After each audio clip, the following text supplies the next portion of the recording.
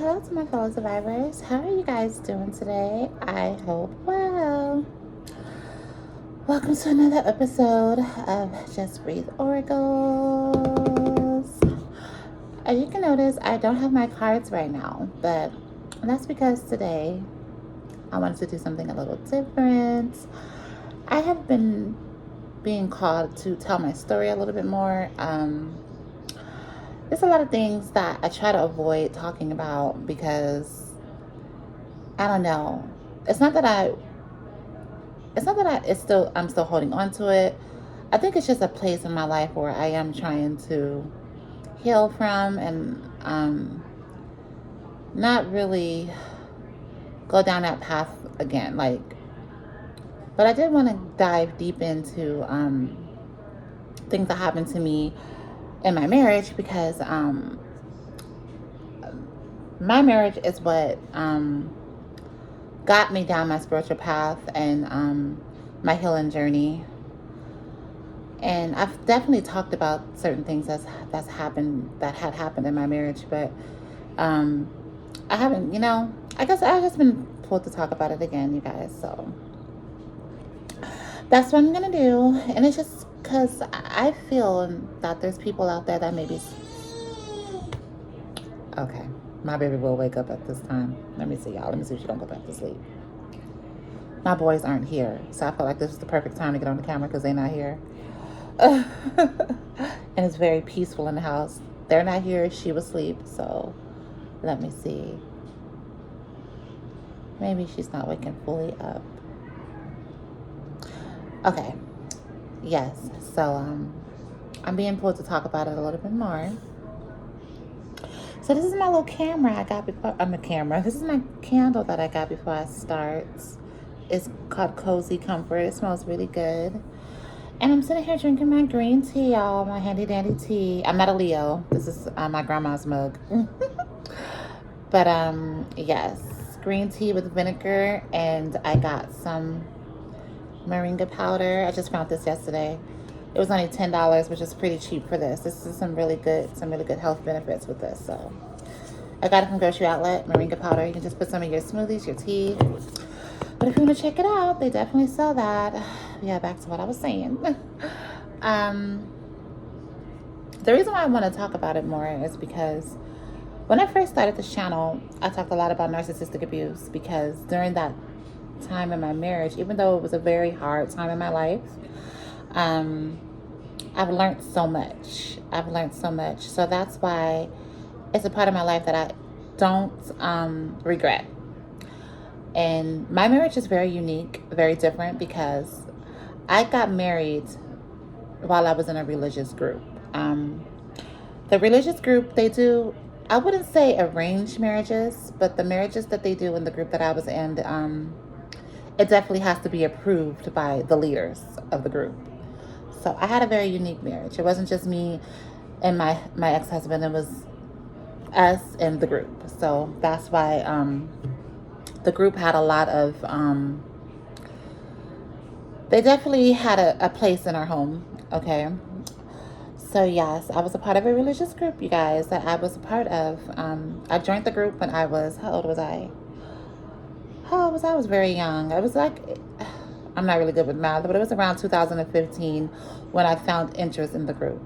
I'm not going to say the name of the group. I'm not going to do that, but I'll just say this. I became very interested in the Bible and and found out that I was an Israelite, okay? I didn't grow up religious. My family's not, I don't have a religious background. My family, I didn't grow up in a household that went to church. I didn't know anything about the Bible. I didn't care about the Bible in my teenage years. I was not a godly person. I'll just say that. Like, I believed in God, but the way that I am right now, the way I feel about God was not how I was in my teenage years, early 20s. I became on my spiritual journey at the year of 2015 when I came across a religious group that taught Blacks, Hispanics, and Native Americans that we are the children of Israel. And I really resonated with the things that they were teaching. I thought that the people were very fascinating. I loved the group. I loved the teachings, and I was just so captured So captured by the teachings. So I definitely joined the group. Okay, I was a part of the group for 10 years of my life. Yes, I was a part of that group for 10 years of my life. I was away from my family and everybody for a whole decade, you guys. Yeah, even though the group, I went through a lot of things in the group. Well, really not really mostly the group. It was really my marriage that I was in that group. It was a very emotionally abusive marriage. It definitely was. But I did love the group. I did. I love the people. Those people became my family. There's still people in that group that I care about. I joined the group with my best friend that I've met in 6 years. That's been my friend for 20 years. She's still in the group. I don't even talk to her anymore. And that is somebody that I knew since I was a child. Okay, that was my best friend. We've done so many things together. And she is still in that group and we are no longer speaking. Okay. But yeah, I just want to get a little background, then I'll get back to my marriage. I really want to explain how me and my ex-husband got together. But yes, so in that group, they teach marriage. They're all about marriage. If you're not married in that group, you really can't really deal with each other on like a intimate level. They teach, which, I understand. Like they say, sex without marriage is fornication. They teach that the woman's place is to be a wife and a helpmeet to her husband, and things like that. So when I joined the group single, I definitely wanted a family. Yes, I did, and that's definitely what I was being taught. My place was to be a wife and take care of the children, take care of my husband, and those are things that I wanted to do. Absolutely. So my husband, he was a part of the group as well. And that's how we met.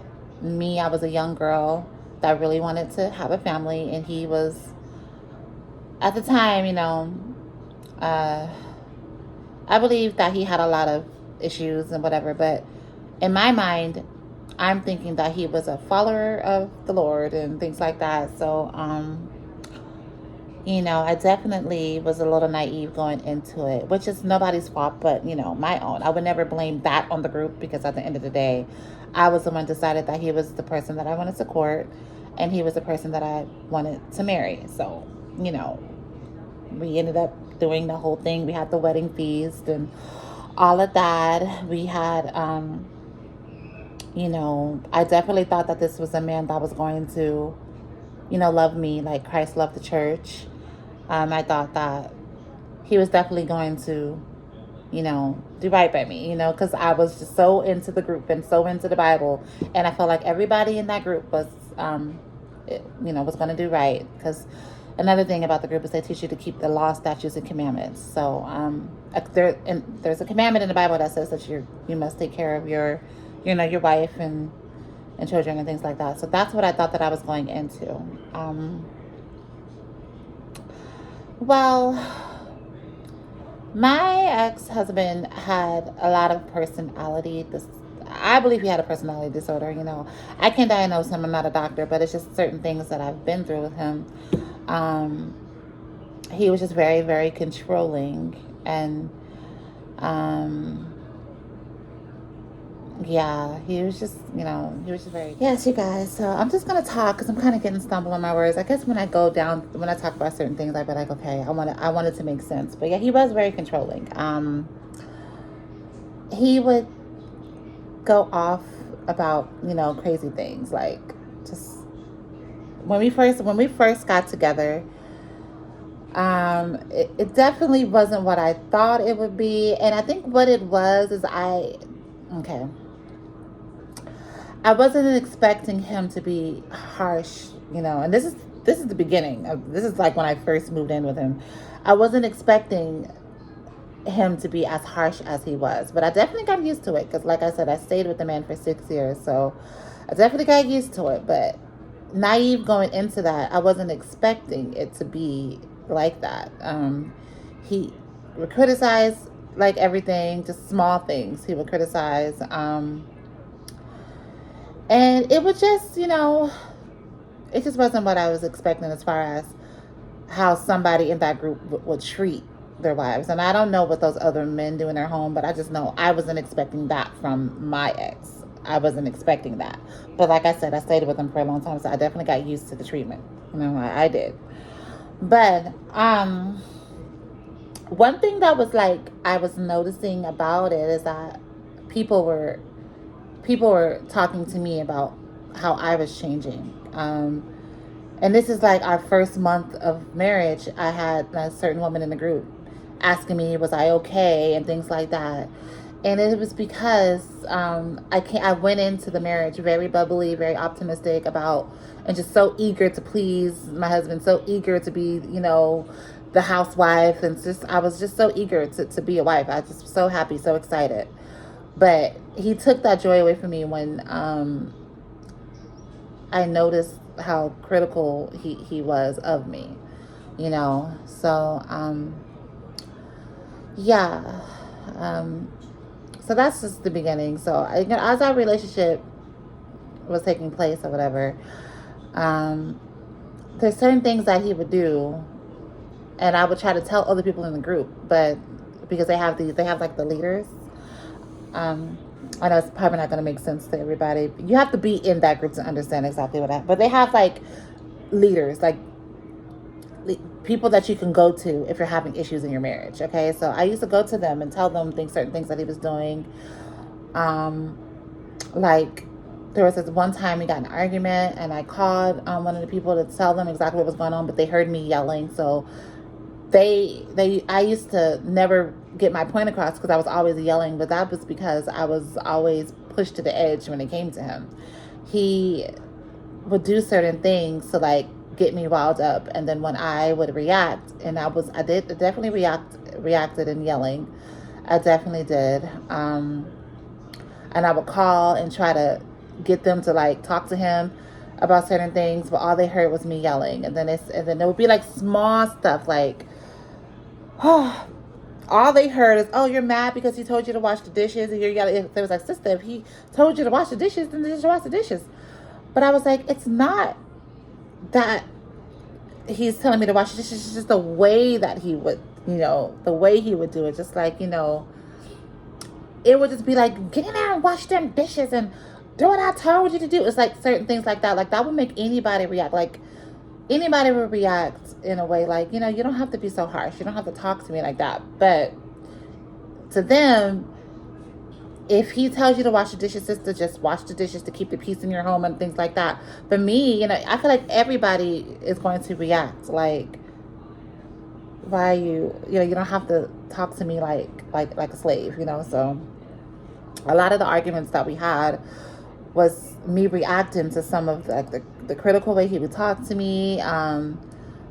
He's just had a very dominant spirit about him. And like I said, I'm all about a man ruling and being in charge. And I don't mind those things. Those are actually things I like. But I don't like when me just wanting to be a good wife to you, I'm being treated like, like a slave. Like that's kind of how I felt he would speak to me, So every time I would try to tell the leaders exactly what was going on, they didn't really look at it as a big deal. So, there's been times when my ex would send me to my room if he felt like I was, and I know this sounds crazy to people, but that was the life I was living, okay? But yeah, if I said something wrong, he'd be like, go to your room. And if I didn't go, it would be a huge thing, So it was just a lot of stuff that I dealt with him, like a lot of emotional stuff that I dealt with him. It was just very, very crazy. You guys, just going back to it, my brain is getting fucked up. That's how my brain is just feeling so foggy. Like, I don't even know if I'm going to put this video out. You guys, I was so confused in my marriage. I talking about it. It's like, I don't even know if I'm making sense because I'm like, I just want to explain exactly what was going on. I just felt the need to tell my story a little bit. So I'm going to tell y'all, okay? The story when the sister got sent to jail, okay? I feel like this is serious because this is something that's called reaction abuse. And if you guys go back down to some of my videos, I talk about reaction abuse. And I say how it's a very serious thing. It's very scary, you guys. It's very scary. And it's something that If you get caught up in reaction abuse, it's like something that you can't talk your way out of. You really got to control yourself. You have to have self-control. But my ex knew how to get me to snap. When you're dealing with a narcissist, they fuck up your mind psychologically to the point where your brain has been going on so much emotional roller coaster for so long. Certain things will happen that you can't even explain it because your brain is kind of like on survivor mode. So like if somebody asks you what happened and you explain to them what happened, it sounds like so little, and then you automatically sound like the crazy person. And that happens to me all the time because it will be little things like dishes and kids, but they don't understand what led up to this. Like, why are you guys arguing over dishes? But they don't understand it's more than dishes. It's what happened beyond the dishes. But if you try to explain it to somebody, you sound crazy. Reaction abuse is so scary.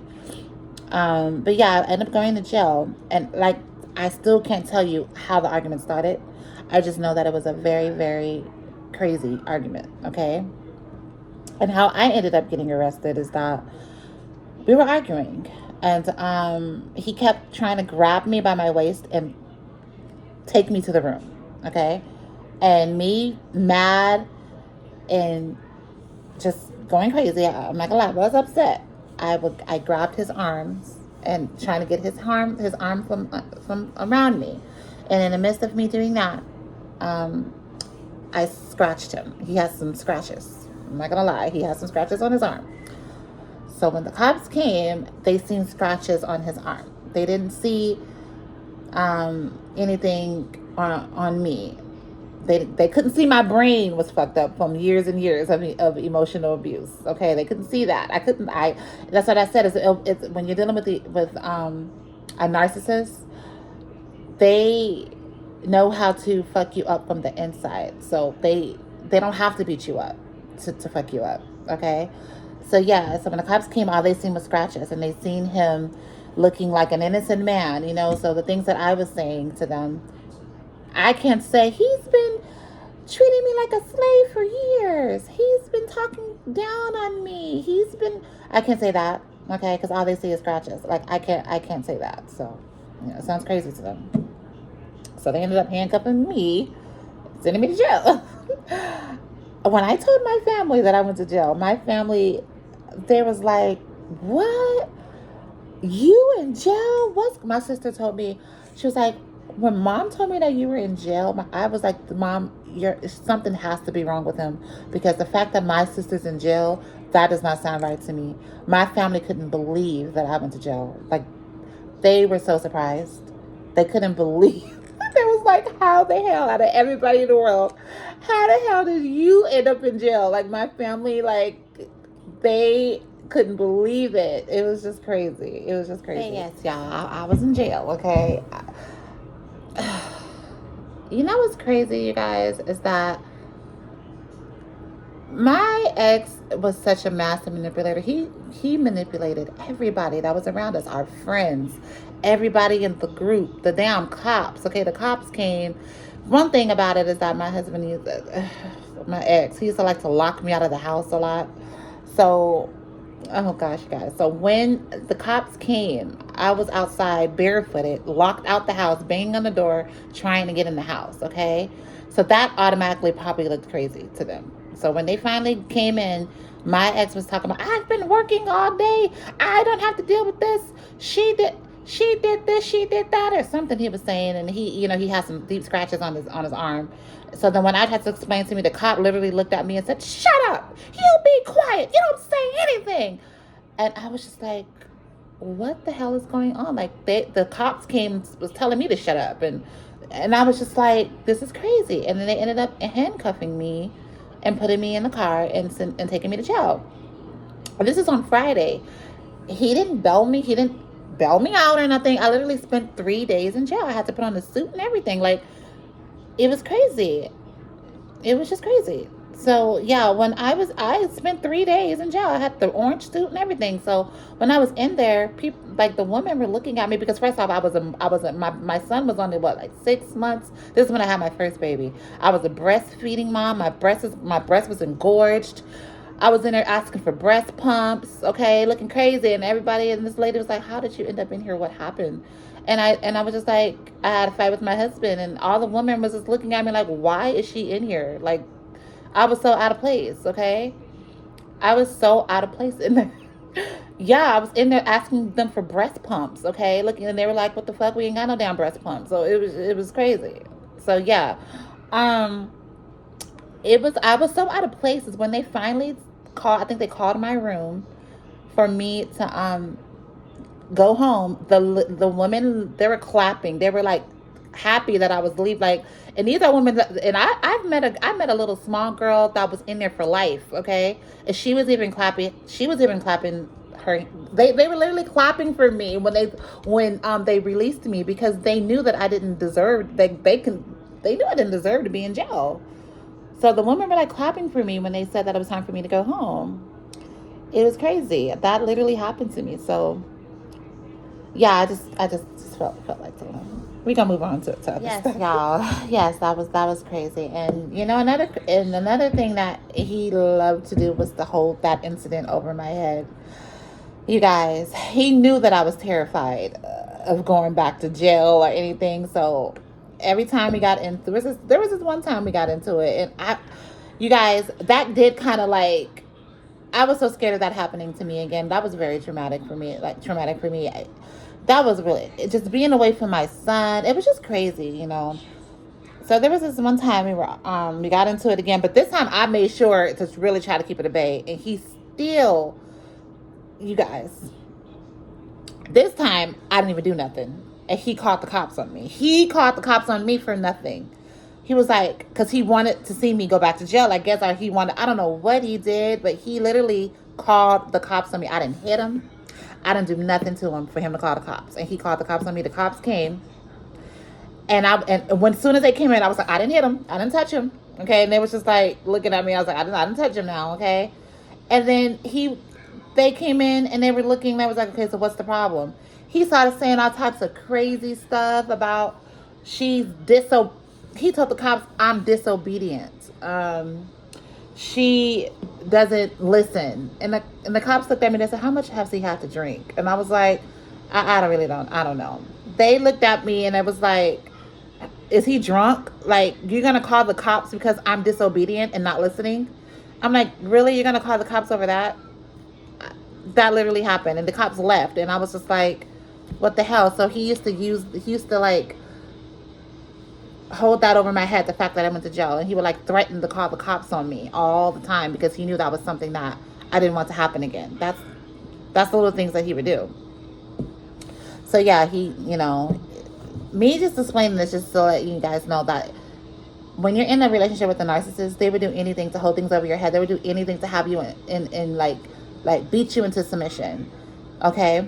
And me, like I said, my mission was to be a good wife. My mission was to try to please my husband and have, the family and things like that. Like, I wanted to do that. I don't really believe he had to really do all these things, because I wasn't even that kind of person. I wanted to make him happy. I wanted to I wanted our family to grow. I wanted all those things. I really did. But I was dealing with a person that just really had some he had just some deep issues. I don't know if it started in his childhood. I really don't know. Speaking of mother, like, I did used to call his mom a lot because I felt like his mom was the only one who knew the real him, because I couldn't call the people in the group, because one thing about the people in the group, well, the men in the group, is they're very like brotherhood. They stick up for each other. So they don't like when a woman calls, and they feel like a woman needs to stay in her place and things like that. So I really couldn't call the people in the group. I really couldn't. If I called the women in the group, they would just be like, keep the peace in your home. If he tells you to do this, just do it, and which I did. But I'm like, the fact is not that I'm not doing it. It's the fact that what this man is doing to me while I'm doing it. But all they said is, do what your Lord says. We call our husband's Lord. So do what your Lord says. Your Lord, if your Lord says do that, just do that. Tara, make sure that you're keeping the peace in your home. You got to keep the peace in your home. if you know, that's all they said. Like, if your husband's doing this, if you just pray for your Lord, pray for your Lord. Your Lord goes through a lot. So I really couldn't have nobody to talk to. The only person I could talk to was his mom. And the reason why I called her is because his mom knew. She knew her son. She knew I wasn't lying. She knew she was the only person I felt that actually understood what I was going through, because that's her son. So she said she knew that her son wasn't ready to get married. She said she really didn't understand why he was getting married. So she knew her son. So when I called her for certain things, she didn't like it. She didn't like the things that I was telling her, but she always knew it was true. She never doubted me. She never questioned me. She knew everything that I was saying was true. So that's one person that I did have to talk to, was his mom, because she's the only person that knew what I was saying was the truth. Yes, yes. So I'm just telling a little bits and pieces. I guess I just felt like talking. But yeah, I just wanted to explain a little bit what it's like to go through a relationship with a narcissist. It's very draining. It's very, very draining. My baby just popped up. Very, very draining. I just remember having a lot of duties, which is just regular household duties. But one thing about being a stay-at-home wife and mom is that it is a very hard job, and you do have a lot of duties, and it's even harder when you don't have emotional support. Because I feel like women that take on a home by themselves, like, okay, baby, okay, you want to watch something? Okay, oh, she just woke up, y'all. Yes, but one thing, I didn't have emotional support. Like, he would just be like, well, you're doing what you're supposed to do. That's what you're supposed to do. That you're doing what you're supposed to do. Like, if I ever was to say I'm tired, he didn't care. If I ever said I needed, like, he would not do anything. And it's not that I wanted him to clean the home and things like that, but it's just, like, if you see your wife is very, very tired, like, I feel like anybody, just a decent person, would just, like, just go take a nap. Like, I got this. It's just he didn't care. It's just like, you're doing what you're supposed to do. Like, that's all he would say. Yeah, you guys. So yeah, he definitely let me know what my duties was, as if I didn't know. I knew going in that that's what he expected. I knew that's what was expected of me. So it was never an issue for me. It's never an issue. I was very aware of what my duties was. I knew that going into it. So it was nothing I needed to be reminded of. It was just certain things, as just that happened, that when I may have needed a little help. For example, who was I pregnant with? I think I was pregnant with my second child. My ex had lost his job. And when he lost his job, he stayed unemployed for a good, like, definitely over a year. I think it was like a year. It was like damn near 2 years. Like, he had stayed unemployed, and I was the one that was working. I was working as a massage therapist, pregnant. A massage therapist is a very tiring job, especially the kind of massages I did. Like I said, I was a deep tissue massage therapist. I had to use a lot of my body to the kind of work that I did. My clients that I had wanted real body work done. I wasn't just a regular rub you down. No, I dug deep in people's backs. Just to say that it was, it took a lot out of me. So I did that, and he was at home with the kids. I was definitely pulling my weight to help with the household. But when I got home, the house would be a mess. He wouldn't help me, and he felt like it was his rightful right. He would say, and like I said, I never expected my ex to just clean the house and think. It's just certain little things I thought he would do, just for the simple fact that I was his wife and he loved me.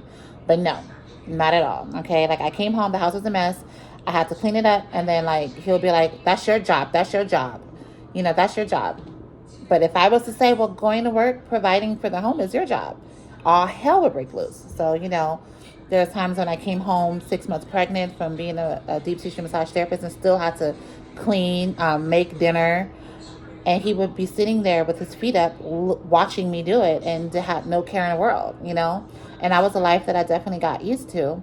But I'm just saying, there's certain little things that you would think that a person that genuinely cared about you would just genuinely want to help you out, because they care about you, right?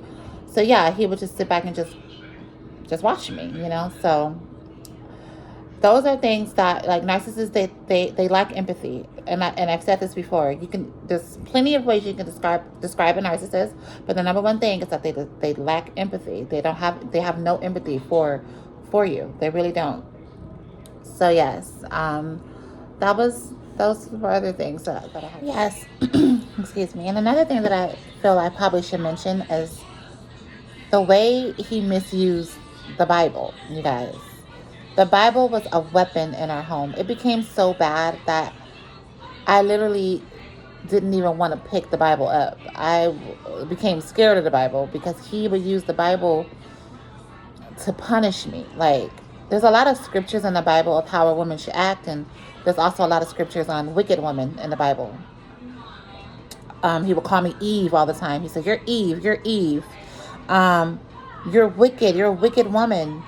And then he would give me, like, things I would have, like, he would said, like, when he goes to work, he'll be like, "I want you to read Proverbs 31 back to back today. And when I get back, I'm gonna ask you about it. I want you to read Proverbs 31. I want you to read that all day. I mean, like back to back." Like, he would do things like that. And then if we get in arguments, like little dumb stuff, he would say, "Go get your Bible," and then I'll go get the damn Bible. I don't want to say damn Bible, like, because I love the Bible. I do. I'm just saying, in the midst of my marriage, I hate saying this, but I did start to dislike the Bible. I did, because the way he would use it, it became so hard. But he'll say, "Go get your Bible, go get your Bible," and then I'll go get my Bible, and then he would go to scriptures like, I can't, just like, he'll go to, Genesis 3:16 was his favorite scripture. He'll just read it. He'll be like, "Genesis 3:16. And he'll just read it. And then if I say something, he'll be like, "Be quiet, woman. I am trying to teach you. Be quiet. Be quiet. You don't say anything." Like, he'll do things like that. And then some of these lessons will be like hours long. I'm not even, literally, like a whole hour. He'll just sit there and just read the Bible. And then I knew that he wanted me to react. Sometimes I would say something, but sometimes I said, do you see yourself? Do you see yourself? You're a worldly woman. You ain't righteous. There's nothing righteous about you. Like, he'll do things just because I'm responding to some of the things that he's saying, calling me a wicked woman, and I'm a wicked, just all kinds of stuff. If I made any kind of fake, did you just roll your eyes? You're not about this truth. You're not about this truth. And I literally would just have to sit there while he gives me a whole hour and a half lesson on the Bible, and I could not say anything. And if I said anything, I'm a wicked woman. I'm Eve. Genesis 3:16. What it says that a woman's desire shall be to her husband. So he used that to his advantage. Anything, just any small little thing. A woman's desire needs to be to her husband. A woman's desire needs to be to her husband. And I used to be thinking, like, and then, like, if he, and I'd be like, how is my, like, these are the things I used to try to rebuttal. So how is my desire not to you? I do this, I do that. Be quiet. You don't say anything. You be quiet when I'm talking to you. That's literally how he used to use the Bible. It became so bad, I literally couldn't, I didn't even want to pick it up. It's just like, he used to give me, like, lessons to study, and it became really bad the way he misused the Bible. He used the Bible as a weapon, and it became so hard to bear. And there was one time, I can never explain to you why certain arguments happen. I just know that we did argue. We definitely argued. It was a very chaotic marriage. We didn't get along. And that's because, we were just very different. We weren't aligned. He's very hard to get along with. What's crazy is because he can be the life of the party. He tells a lot of jokes. Like, when we're around people, he makes sure that he paints the picture as he's this great outgoing guy and I'm this selfish, wicked woman. He definitely did that. And there's a lot of videos I explain that narcissists are always 10 times ahead of you. You can be thinking that you're just having a good time with your husband, but what they're doing is they're painting a picture. They paint a picture of who you are and who they are without you even knowing it. They've already slandered you. They already told people you're this, you're that. So when they come around, they make sure that they come across as an outgoing, outstanding person. Okay, this is what they do. But there was this one time he had left me, and he used to do crazy things, you guys. He used to leave the house, and he used to take the remote to the TV, the keys, the remote to the TV. He used to take the whole Fire Stick. He used to leave me in the house he wanted to make sure that I didn't have like anything to entertain the kids. He used to take my cell phone. He took the cell phone, the Fire Stick, the remote, cards, you know what I mean, like cards that had money on it. Just take everything and leave. One time he left me for like 2 days. When he got back, he made me some flashcards of scriptures and told me he to study these scriptures, and he's going to test me on the scriptures. Like, he used to do things like that. Just I know it sounds crazy, but those are little things that I've dealt with being in a relationship with him.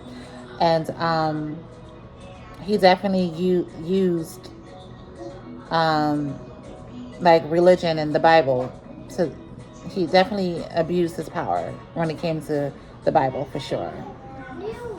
Yeah, so that's another thing. Me being at home, he would easily make it look like to everybody in the group that he was just so hardworking, and I was just this person that was lazy, and that was never the case. Yes, I was. Okay. I feel at the end of the day, I'm not with this man anymore, and there were certain things that I don't even really want to say, but I feel like me explaining my story, I have to say it. My ex got fired from every job that he's ever had while we were together. I've dealt with a lot of things with him, and I still stood by his side. And whenever whenever he needed me to work, I made sure to work. Even if it was, I got jobs at the 99-cent store. I got jobs. When I was pregnant with my daughter, I was working at Raising Cane's. I worked at Winco.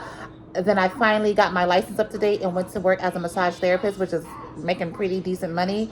So I was never this lazy woman that never wanted to help my husband out and sit back and watch my husband struggle with all the bills. That was never me. I would never do that. But we were always in a position where he would tell me he doesn't want me to work, and it's better for me to be at home. But now I know, now that I'm out of that situation, the reason why he did that is because he already was painting a narrative of me. He wanted to turn the people in the group against me, and he wanted to make it seem like he was this hardworking man, and I was just a lazy woman that just sat back and complained while he did everything. And that was never me. I would never sit back and just watch him struggle. I would never do that. I've helped him with every single thing that I helped him with a lot of things. I helped him get a lot of jobs. I helped him get his CDL license, which he didn't get, but I was the one who helped him get the grant. And I was always very, very helpful to him. So when he was painting this narrative of me being this lazy person that just didn't want to do anything, I'm just like, that's not it. That's not me, and that's not me. So I always had to defend my character when I knew damn well that my husband knew my character, but he wanted to diminish my character to make himself look better and to turn everybody against me, which he ended up succeeding. He definitely succeeded. But yes, like I said, he got fired from every job that he's ever had. And so yeah, when people would come to me with the narrative that it just seemed like I always had to defend my character. He was diminishing everything about me, all my qualities, the good person that I was. Like, he was just diminishing it. Like, it was to the point where I couldn't even defend myself anymore, because he already painted this narrative of me, which was not me. And that's what covert narcissists would do. They would definitely bring you down. They would diminish your character. It's called the devaluation stage. I think that's my kids coming back out. Okay, not yet. But yes, the devaluation stage is when they diminish your character from the jump. Especially if you come in a very high vibrational like person that loves yourself, has the soul filled with life. They can't be in a relationship with somebody like that. You have to get brought down to their level or lower. So he was just diminishing my character. Like, to the point where towards the end of our marriage, I had to build myself back up. I didn't know who I was. My brain was so scattered, and I literally I'm still healing. I'm still starting over. I'm still trying to find myself again. But the qualities that I had going in were completely taken away from me, and I had to heal to get those qualities, back. I definitely did. I'm just sharing little things that I don't, but I feel like the most important part is the whole Mexico thing, okay? Because that's when towards the end of our marriage, I just had my baby girl, okay? And towards the end, I felt like I was no longer shiny to him. There was no more tearing down that he can do. He felt comfortable enough to move on, okay? He felt like I was over, okay? He felt like there was nothing else I can do with this woman. This woman is already brought down low. This woman is not shiny. She's no longer attractive. She's no longer any of those things. I can move on to the next, to a new supply. That's what narcissists do. When you're brought down so low and you're not shining anymore, they go back and try to find something shiny. When they done took all your energy, they're built up with energy. They go try to build off of your energy and manifest with your energy. And once you're out the picture, let me just explain it. So towards the end of our marriage, I was no longer anything to him, okay? So we threw away all of our stuff, all of our belongings, our bed, our couch, my kids' toys, my kids' books. And that part, I will cry. I don't want to cry. But the reason why I get emotional about that is because we had 3 children together. My oldest son loves his dad, okay? He's very close to his dad. My son doesn't know. All he knows is his dad, okay? He doesn't know anything. Yeah. So I had a lot of things for my kids. Like, I was the type to buy a lot of books. I had so many books, so many, like, homeschool stuff, like, I turned our whole... Mariah. I turned our whole dining room into like a homeschool, like a little preschool for our kids. So yeah, we lost everything. And the reason why I get emotional about the school stuff is because I feel like those were our kids' things, So we threw all of our stuff away, just everything, and we moved to Mexico. Yeah, so we ended up moving to Mexico, and I was under the impression what he was telling me is that we were going to get everything back,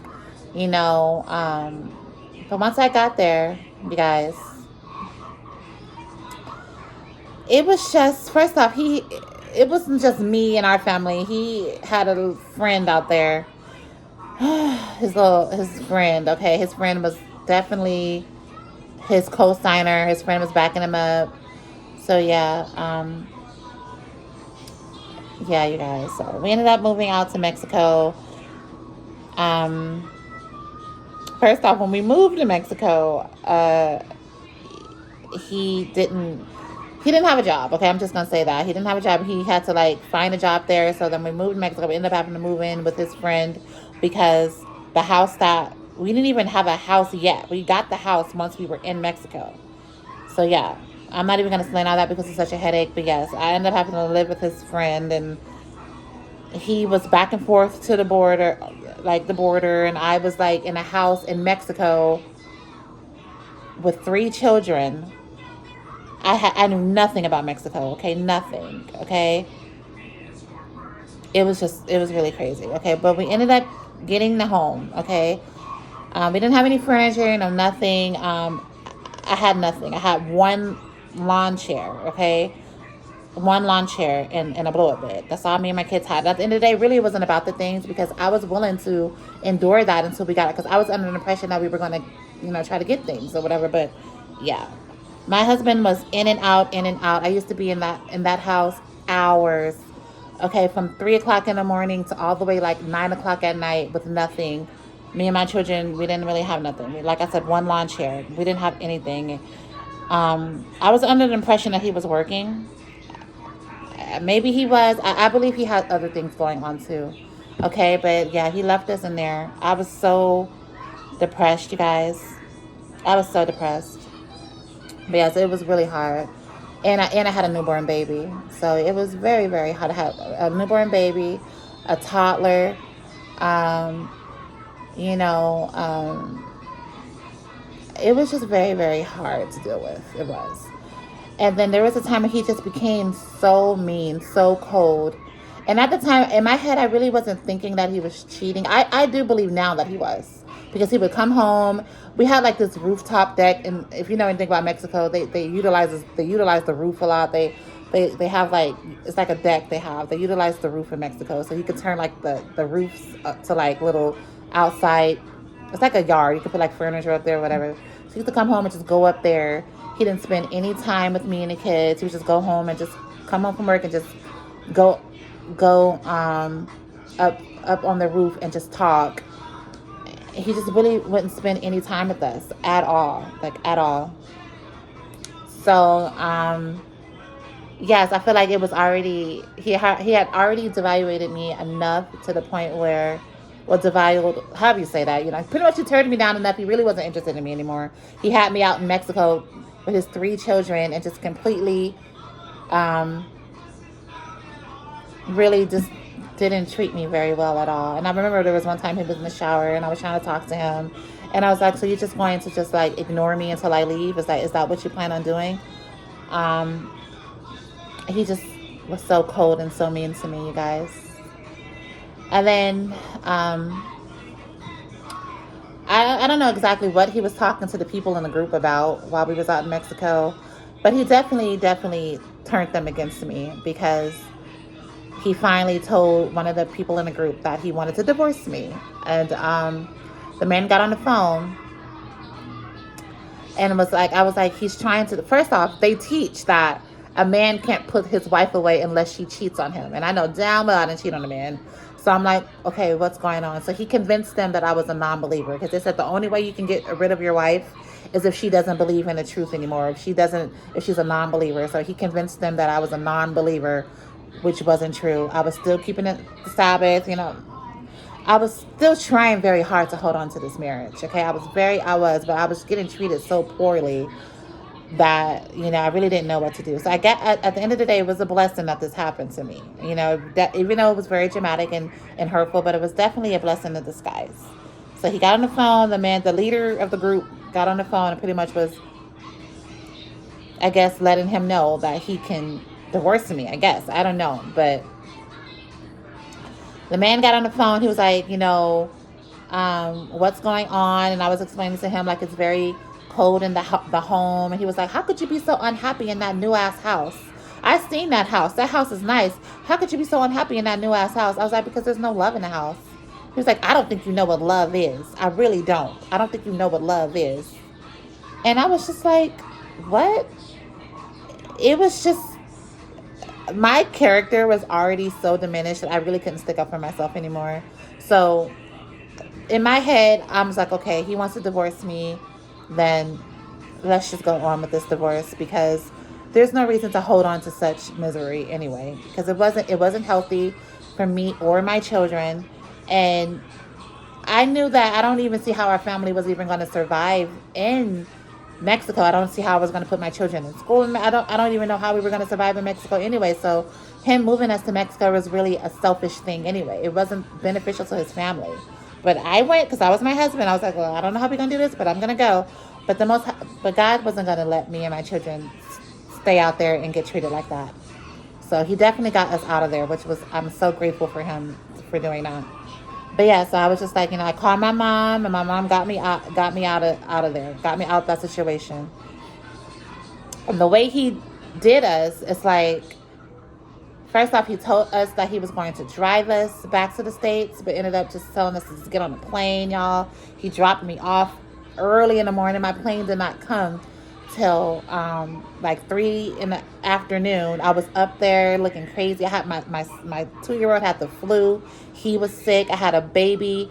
I had an autistic son. My son was just acting so crazy. I'm like, how am I going to do this? I had a sick child, a crying baby, an autistic son that would not sit down. I even called him to ask him if he can help me calm my son down, and he said no and hung up the phone. So I was literally up there just thinking about it makes me want to cry. But I'm not gonna cry because I'm just sharing my story. I was just up there looking crazy, you know. I had bags, a big huge luggage. I had a car seat, a stroller. I had this nice man like help me. I forgot. I don't even know what that thing is because I don't fly a lot. But he was trying to help me carry the bag. But I ended up having to leave all of our luggage there anyway because I could not carry that. I could not carry my baby in a stroller, hold my 2-year-old's hand, watch my autistic son, and pull a big ass luggage at the same time. So I sacrificed all of our things just so I can safely get us on that plane. And it was just too much for me. It was just way too much for me, you guys. Yes, it was just crazy. Like, I was on the phone with my mom. My mom was just in disbelief. She was like, what is my daughter going through? Like, what the hell is going on? I called my mom. I was like, Mom, I don't know if I can do this. The boys is acting crazy. And she was just like, you guys, it was one of the hardest days of my life. I got through it. I'm happy that I got through it, but it was one of the hardest days of my life. I couldn't believe what I was going through. I couldn't believe it. But I know it was God getting me away from that man, okay, and getting me out of that karmic cycle, because I believe that was a 6-year karmic cycle. I feel like probably was a little bit longer because I believe the whole group was karmic too. So I guess a 10-year karmic cycle that I had to go through, and that was the end. And he was finally getting me out of that karma. I feel like I paid off my karmic debt, and he was getting me out of that karma. You know, even though it was so hard, but that's how I feel, you guys. I feel like I paid off my karmic debt. I had to spend 6 years of my life living with a covert narcissist. I was in a religious group, and that was my karmic debt that I had to pay off. That's how I feel now. But I hope this all made sense, y'all. I'm gonna see if I really want to put this out. I might not. I don't know. I just wanted to share it. But thank you for tuning in to Just Breathe Oracles, okay? Tell time out.